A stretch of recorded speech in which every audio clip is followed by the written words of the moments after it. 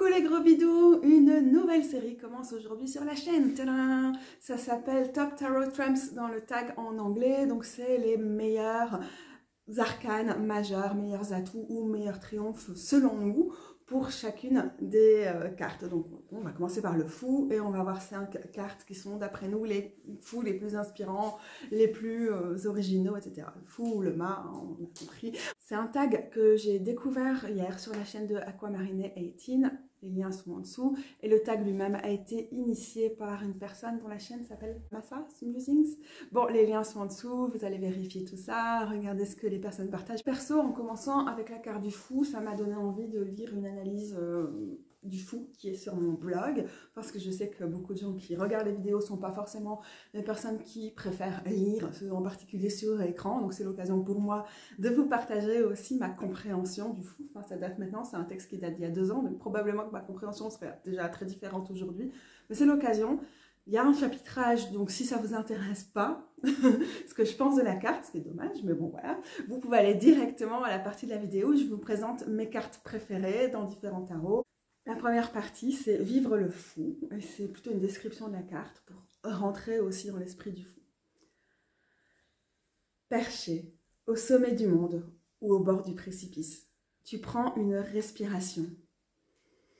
Tu sens l'air te parcourir tout entière. Et si c'était ça, l'effet du premier souffle? Te sentir t'activer, te sentir prête, tu expires. Tu chasses l'air en dehors de toi. Comme si le zéro de la carte se désemplissait, se donnait intégralement au monde. Ton diaphragme se relâche. Puis, il rebondit tel un tremplin. Et toi, tu bondis comme le fou. Tu te jettes dans l'inconnu, dans un moment d'insouciance totale. Oui, pour toi, c'est d'insouciance, mais en même temps, tu entends les gens qui sont en mode « Quelle inconscience totale !» Les murmures effarés te parviennent à peine. Il faut changer, c'est inconfortable. Mais la position précédente l'était en réalité davantage. Elle était sclérosante. Il faut éclore, il faut prendre le risque. Le sens du danger se mêle à l'euphorie.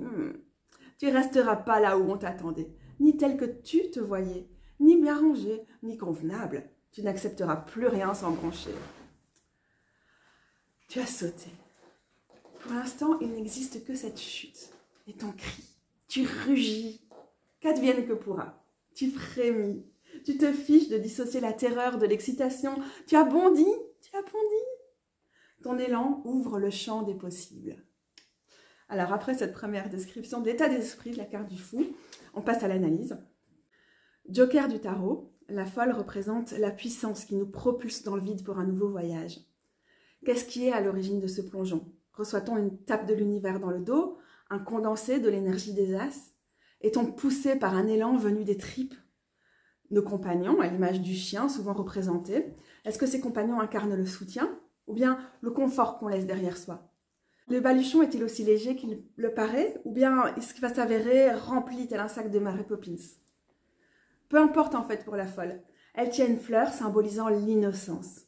Son parfum l'enivre.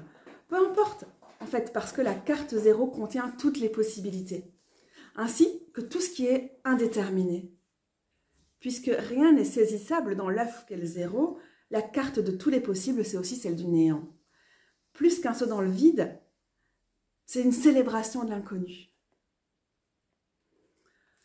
Alors, le joker du tarot, à la fois dehors et dedans, partout et nulle part. Il est fondamental pour les 78 cartes. Il assume un rôle comme aucune autre. Il assure la circulation. Il opère comme une activatrice. Il a pour fonction de nous secouer, de nous surprendre, de nous aider à nous élancer. Et aussi entre les différentes cartes du tarot, évidemment. Et elle nous accompagne dans les grandes étapes de la vie. Et elle nous encourage donc aussi dans notre exploration du tarot. Dans le système de l'ordre hermétique de la Golden Dawn, la folle est associée à l'élément air. C'est le vide du précipice, le vent qui nous portera. C'est l'inspiration au moment où on entame quelque chose de signifiant pour soi. Au niveau des correspondances ésotériques, l'air, c'est l'est. C'est le point où le soleil se lève, c'est le commencement. Les anciennes qui étaient à l'origine de l'astrologie occidentale traditionnelle, voyaient dans une charte natale donnée l'ascendant, soit le point de l'horizon où émergent les planètes, comme le souffle de vie. Il serait cet endroit, cet instant déterminant où tout débute, où on entre sur Terre dans notre incarnation après avoir traversé les corps célestes, les différentes sphères. À l'Est, on endosse un rôle, on incorpore une réalité, on prend vie dans la matière. Il n'y a pas besoin d'être versé dans ce genre de philosophie pour imaginer les enjeux que ça représente pour la folle. Avec l'intégration des planètes dites modernes à l'astrologie, la folle s'est souvent vue attribuer Uranus comme planète maîtresse.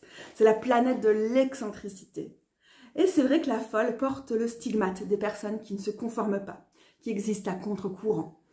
Elle est également excentrée, elle existe dans les marges. Dans les marges du tarot, le zéro est-il au-dedans ou au-dehors? Dans les marges sociétales, c'est comme taxer les femmes d'hystériques ou les peuples autochtones de sauvages pour légitimer leur oppression, leur minorisation. Dans les marges en nous, les parts de soi, de son inconscient, de son savoir, de son corps, de sa personnalité qu'on ignore ou qu'on rechigne à explorer. Ainsi décentré depuis les marges, au-delà des limites saturniennes, tout en ayant une conscience accrue de ces limites-là, Uranus est au-delà de la planète Saturne dans le système solaire, le fou prend son élan.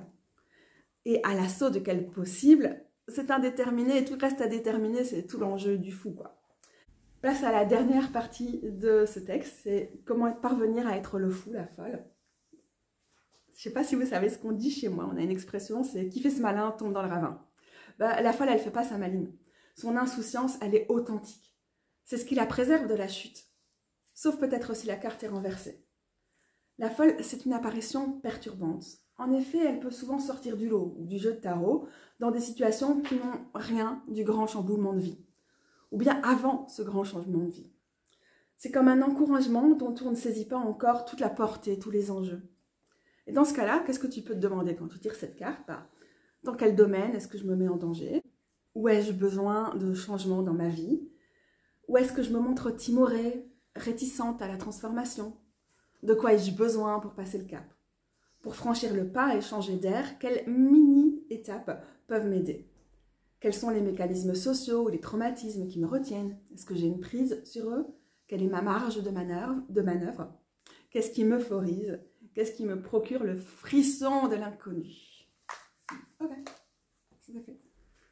C'est vrai, c'était une analyse de la carte plus que c'était en réalité une interprétation, mais ça ouvre justement les possibilités d'interprétation et ça va l'être encore davantage ici quand je vais vous parler des différentes cartes que j'ai choisies.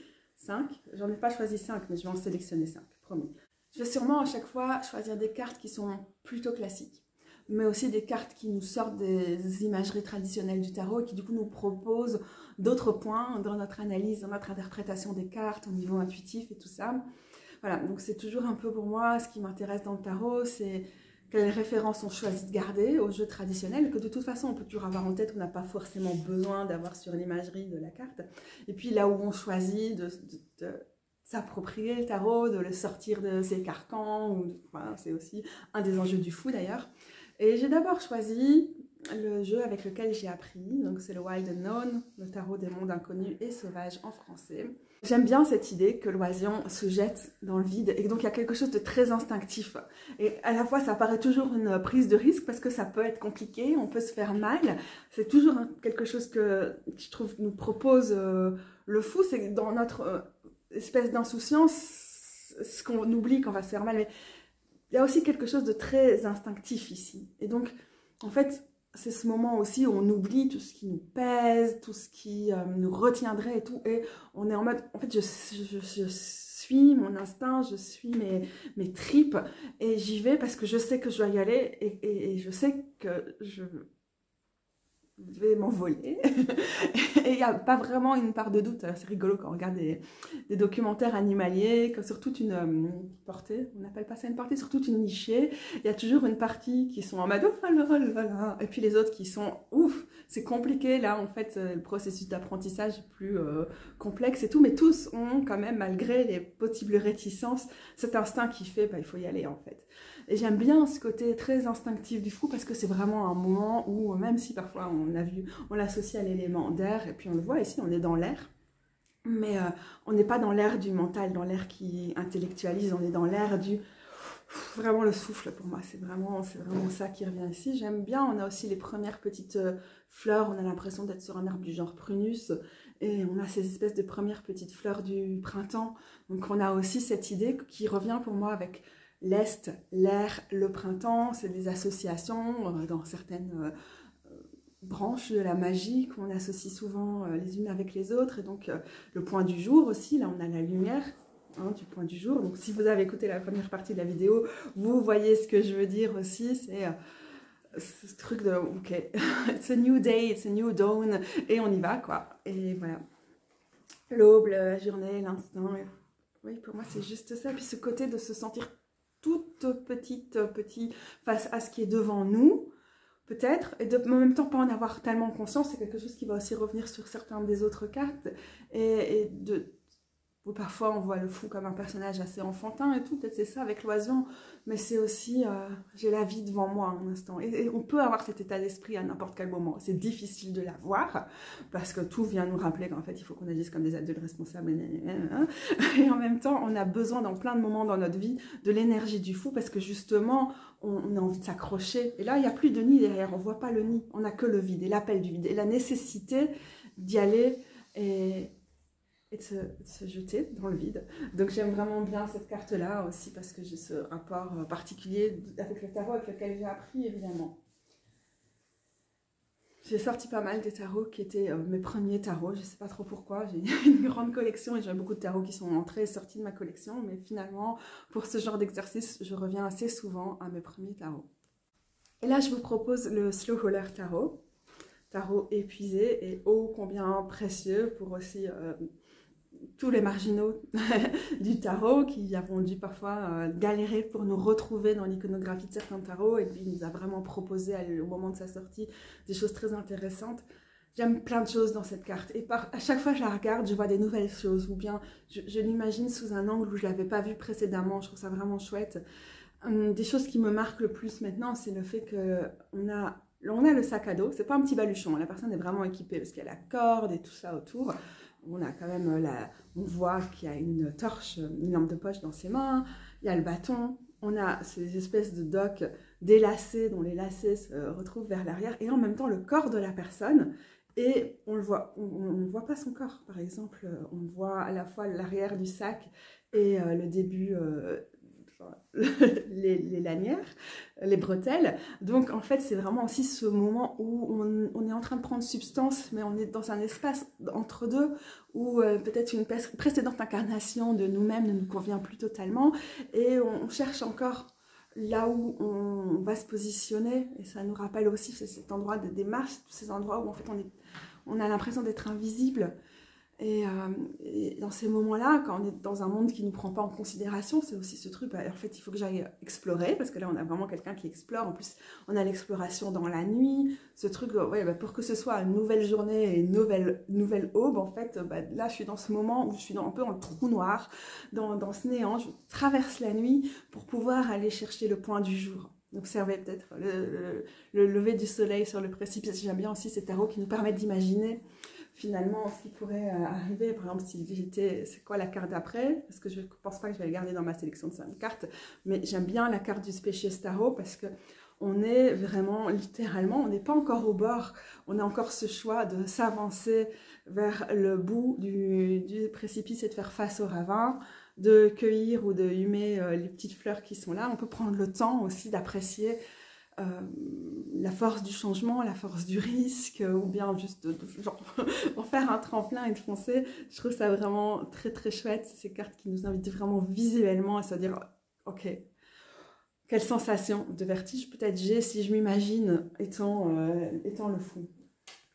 Mais pour revenir au slow roller, j'ai l'impression, parce que souvent on a le chat ou le chien comme animal familier, compagnon dans cette aventure et tout, j'ai l'impression qu'ici sont les fleurs, les plantes qui sont nos alliés, et du coup ça me fait penser avec, on a un côté, on est dans l'herbe, on a nettement moins de fleurs, et puis là la torche éclaire peut-être potentiellement une haie, et Ça me fait penser à la sorcellerie des haies, un hedge witch, et de vraiment d'être sur ces entre-mondes, d'être entre deux mondes, d'être à la croisée des chemins et de profiter aussi de ces moments liminaux où on a un pied dans un monde et potentiellement un pied dans l'autre, dans tous les sens du terme, au niveau magique ou spirituel, au niveau mystique, mais aussi au niveau simplement d'un changement de vie. Je trouve ça vraiment trop cool.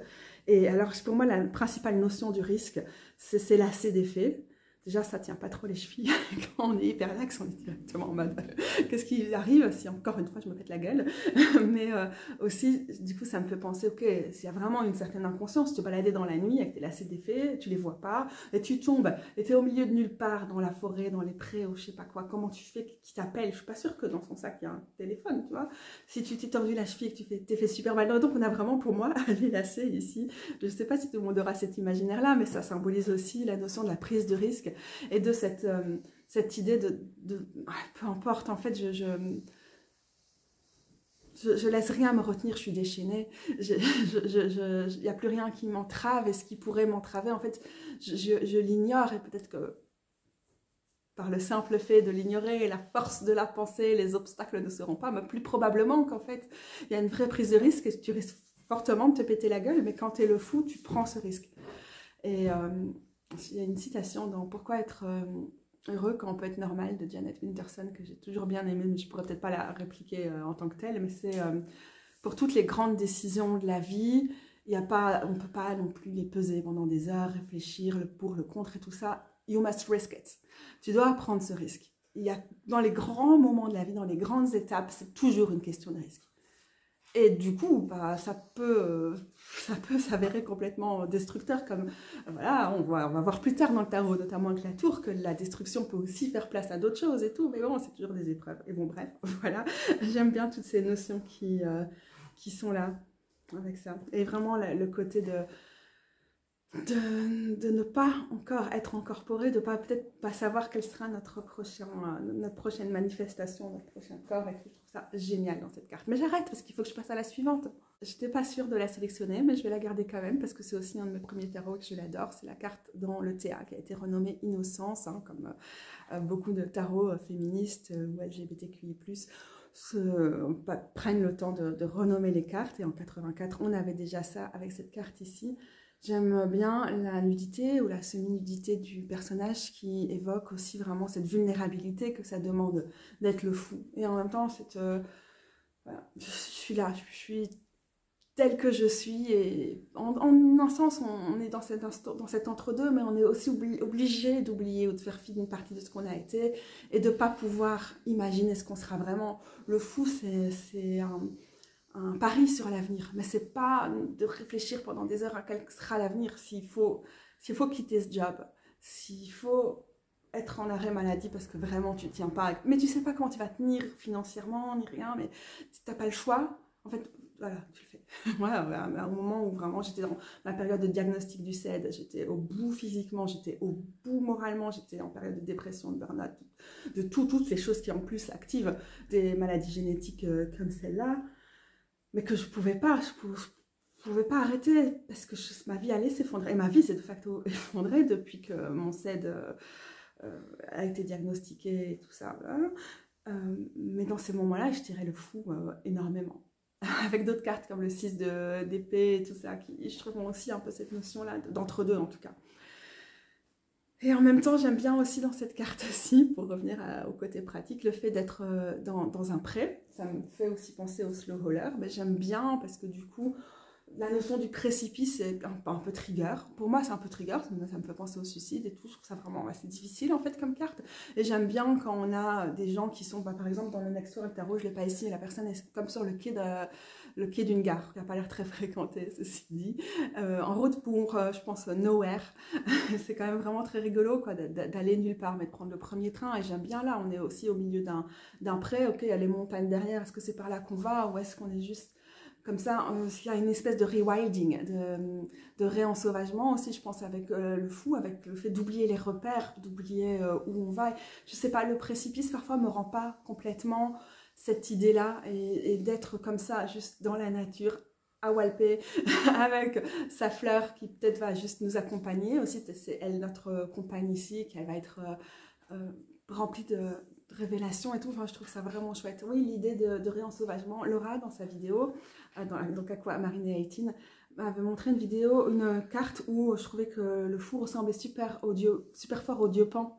Et donc on a vraiment cette idée des dieux sauvages ou des déités de la végétation. C'est pas tout à fait ça, Pan, mais c'est vraiment ce truc de plaider pour en fait un réensauvagement total. et ouais, je trouve ça assez chouette avec le fou. Et l'innocence nous demande aussi cette vulnérabilité, cette pureté de cœur, cette pureté dans notre intention, d'être là avec nous-mêmes. Ce qui est souvent super difficile, d'être vraiment là, juste un peu dépouillé devant soi-même et de faire face à soi-même et de faire, ok, si j'écoute juste mes envies et que pas toutes les couches de rationalité, de responsabilité, de ceci, qu'est-ce que je veux? Je trouve que ça rend bien ça. Allez, on avance, on avance, on avance. 3 cartes, ok, d'accord. J'ai une mention spéciale. C'est une mention spéciale pour le Scolia Tarot. Tarot, bon, que je devrais faire circuler parce que je l'ai promis à H, mais j'ai toujours pas trouvé la carte que j'ai perdue dans ce tarot. Mes chats sont en train de se battre, c'est perturbant. Ah oui, mais les places au soleil sont chères. Mention spéciale, parce que là on a la notion du précipice et tout, c'est vraiment chouette, mais juste parce qu'aussi on a une personne noire pour le fou, et je trouve ça vraiment incroyable, comme dans beaucoup de tarots, y compris des tarots qui changent beaucoup les représentations et tout, on a encore la personne blanche, parce que c'est vraiment ce truc dans la narration à qui on s'identifie comme héros, parce qu'on a cette idée dans toute la psychanalyse des contes et tout, le voyage du héros, la quête du héros, et donc il y a beaucoup de gens qui ont appliqué ça au tarot en mode le voyage du fou, gna gna, et il n'y a pas... Alors, c'est vrai que beaucoup de tarots qui réfléchissent sur les normes de genre et tout vont proposer des personnages qui sont moins masculins que dans certains tarots. Donc on voit quand même beaucoup de meufs ou beaucoup de personnages non binaires. C'est pas toujours très très masculin le fou au niveau des représentations, mais c'est rare que le fou ne soit pas blanc. Et du coup, mention spéciale pour des héros, héroïnes qui sont pas blanches.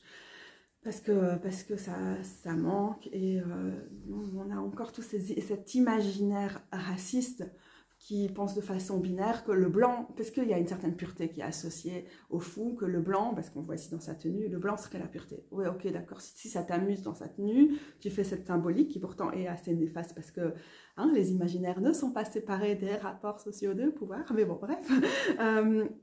Ici, c'est déjà ça d'avoir le parti pris d'une personne qui n'est pas blanche et d'arrêter de penser la blanchité comme le paramètre par défaut, la neutralité, celui auquel on peut le plus s'identifier, et aussi cette espèce de pureté, d'innocence et tout. C'est hyper raciste d'avoir ça en tête.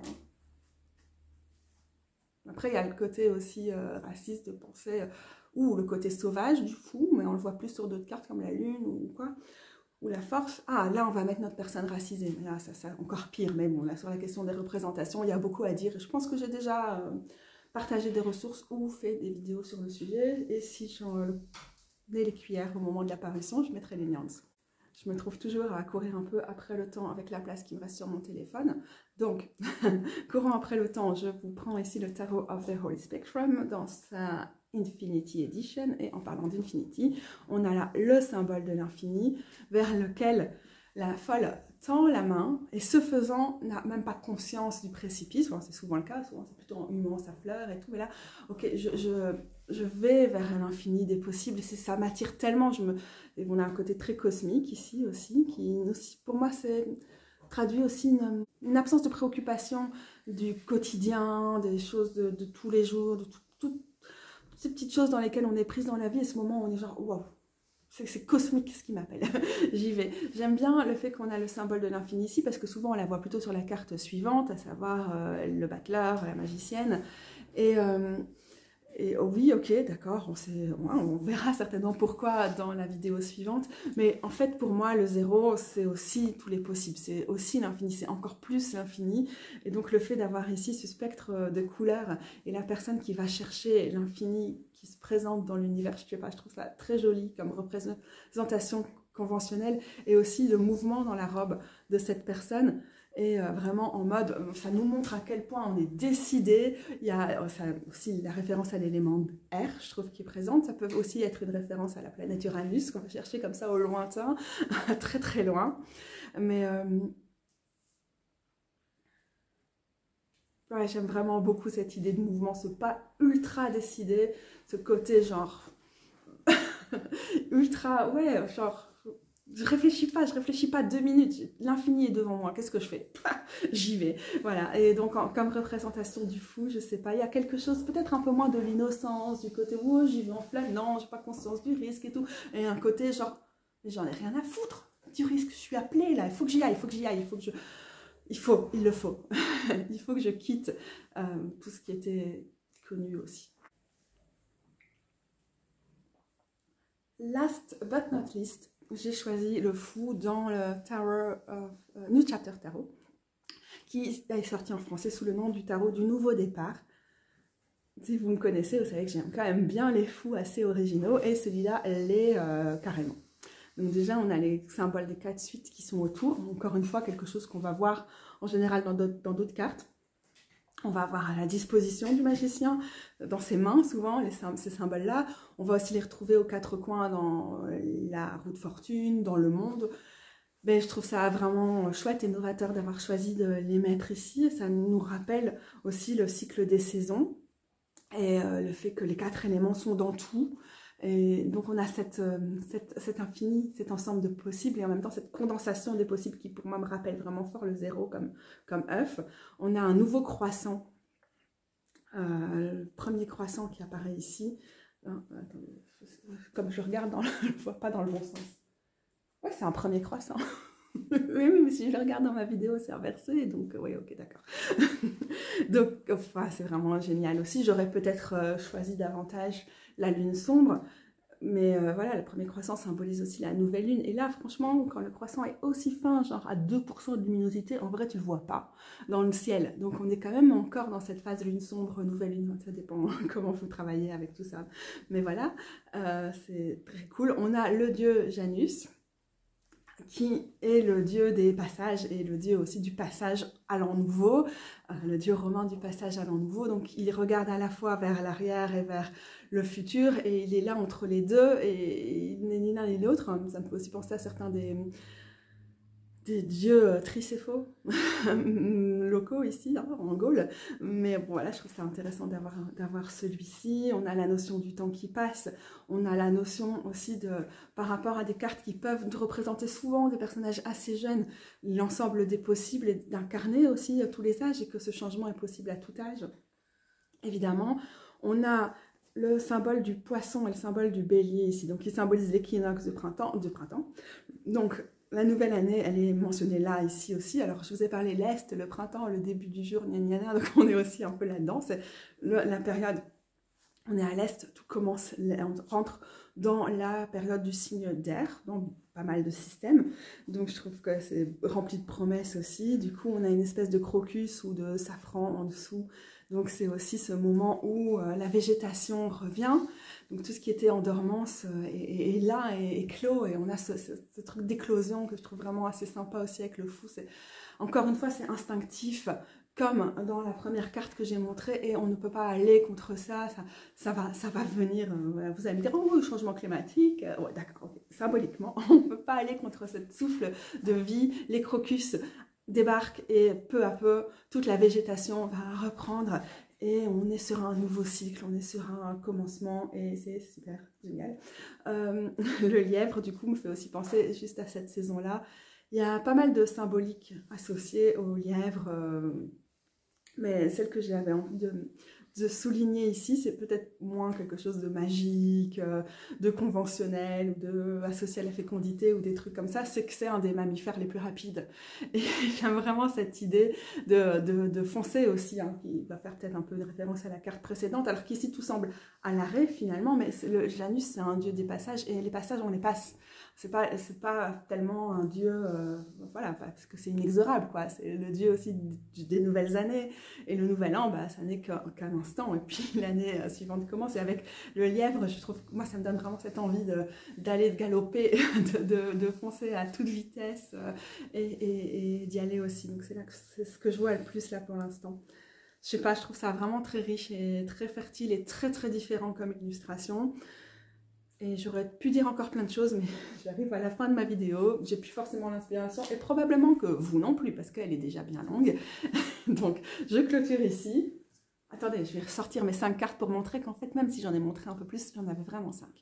Voilà, je vous laisse avec mes 5 cartes officielles pour montrer que j'ai réussi, j'ai tenu le challenge. C'est trop bien, je suis fière de moi. Alors, sachez que l'idée de Massa dans sa vidéo, c'était, dans la vidéo initiale, c'était on commence avec le fou, puis on fait les 22 cartes de l'arcane majeur à travers toute l'année 2024. Je trouve ça un petit peu compliqué, les séries qui doivent comme ça s'étaler sur toute l'année, parce que j'ai vraiment du mal, enfin, surtout dans ma liste. Et j'ai toujours l'intention de revenir à mes séries sur le long cours comme ça, mais en réalité, c'est difficile de s'y tenir. Donc je vais peut-être essayer de condenser quand même davantage sur la première partie de l'année pour réussir à faire ça, parce que j'ai l'impression dans ce genre de série, dès que je commence un truc, je parle toujours des mêmes cartes, celles du début, mais au final, c'est nul, parce que je parle jamais des autres. Et voilà, peut-être que du coup, à un moment, je vais faire ça en ordre inversé, parce que, ouais, bref, vous en foutez, c'est ma popote interne, c'est ça? On m'a toujours dit ça, moi, quand je t'ai fait et tout, j'étais genre, non mais Katou, je sers à rien, tu vas pas ça dans le rapport, c'est la popote interne, j'étais genre, ouais mais la transparence, mais les gens ont besoin de savoir ce qui se passe dans notre tête. Non, vous n'avez pas besoin de savoir ce qui se passe dans ma tête, c'est vrai, c'est pour ça que je prends congé de vous ici. À bientôt les gros vidéos.